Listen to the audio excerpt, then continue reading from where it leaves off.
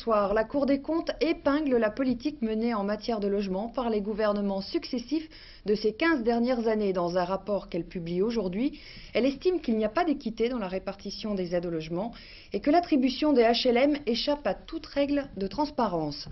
Le détail avec Jean Pézieux. Trop de ménages en HLM, 900 000 selon la Cour des comptes, ont des revenus dépassant les plafonds légaux.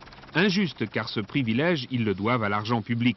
La Cour des comptes demande donc que les HLM fassent payer chacun selon ses moyens. À peu près un quart des gens qui habitent dans des HLM sont au-dessus du plafond de ressources.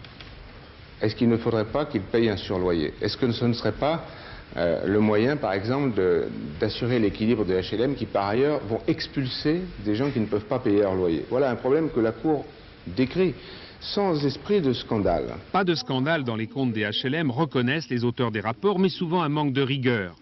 Des abus ont été constatés par la Cour auprès d'organismes qui ne vérifient pas les revenus déclarés. Elle propose qu'on prenne en compte non pas des revenus vieux de 2 ans, c'est le cas actuel, mais les ressources réelles comme le font les banques.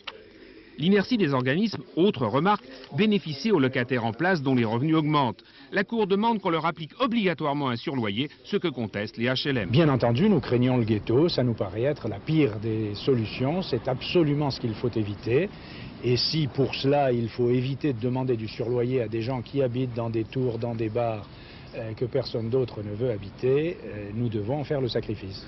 Garder les classes moyennes qui paient bien tout en logeant de plus en plus les faibles revenus, un double enjeu que la Cour des comptes rappelle utilement aux responsables des HLM.